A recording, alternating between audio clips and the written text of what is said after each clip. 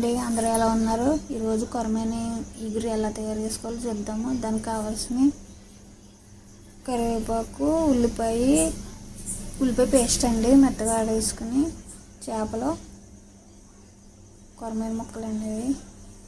ముందుగా నూనె ఆయిల్ కాగిపోయిన తర్వాత పేస్ట్ వేసేసుకుందాం. ఆనియన్, పచ్చిమిరపకాయలు పేస్ట్ వేసేసుకుందాం. పచ్చిమిరపకాయలు ముక్కల కింద కోసాము, అవి కొంచెం వేపేసుకుందాము. ఇగురు కదండి, బాగా వేపేసుకుని ఆయిల్ పైకి వచ్చేదాకా వేపేసుకుందాం. పచ్చివాసన పోయేదాకా ఆనియన్ పేస్ట్ పచ్చివాసన పోయేదాకా వేపేసుకుందాం.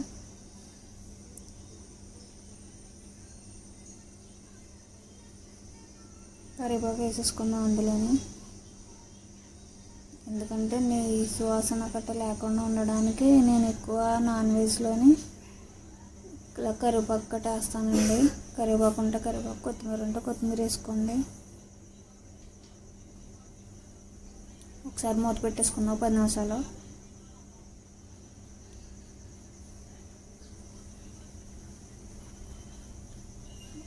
ఎలా ఉందో ఒకసారి మూత తీసి చూసుకుందాం.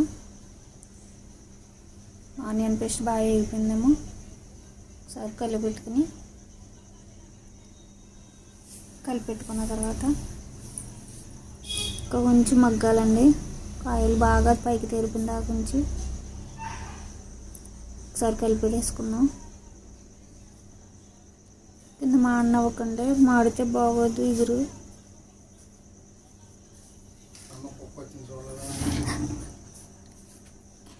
అందులో టమాటా వేసుకుందాం అండి.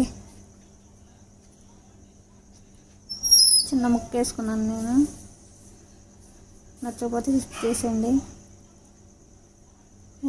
నూనె అంతా ఆయిల్ పైకి మొత్తం తేలిపోయేదాకా కలిపేసుకుందాం.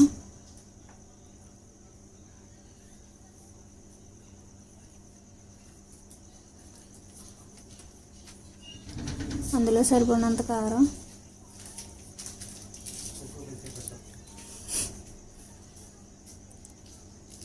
పసుపు, టేస్ట్కి సరిపడినంత సాల్ట్ సరిపడినంత వేసుకోండి. మేము కొంచెం కారం ఎక్కువగానే తింటాం, అందుకని ప్రతి దాంట్లో కారం ఎక్కువ వేసుకుంటాం మేము. కలిపేసుకుందామండి అన్నీ కలిసేలాగా.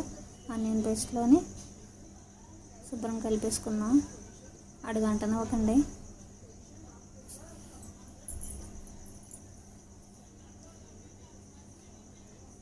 గ్రేవీకి సరిపడగా వాటర్ వేసుకుందాం. చూసుకుని వేసుకోండి.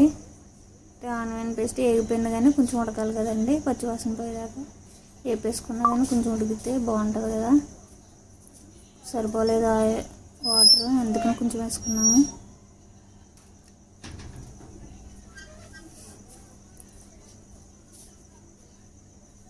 వాటర్ వేసుకున్న తర్వాత ముక్కలు పెట్టేసుకుందాం. కొరమేని ముక్కలు ఇగురికి చాలా బాగుంటాయండి. ఇగురు ఏంటి ఫ్రైకి కూడా చాలా బాగుంటాయి. ఈ పిల్లలైనా తినొచ్చండి, ఎందుకంటే ఇందులో ఒక ముళ్ళే ఉంటుంది కాబట్టి ముళ్ళు గమ్ముని ఇది అవుతుందని ఇదేమి ఉండదు. పిల్లలైనా తినొచ్చు.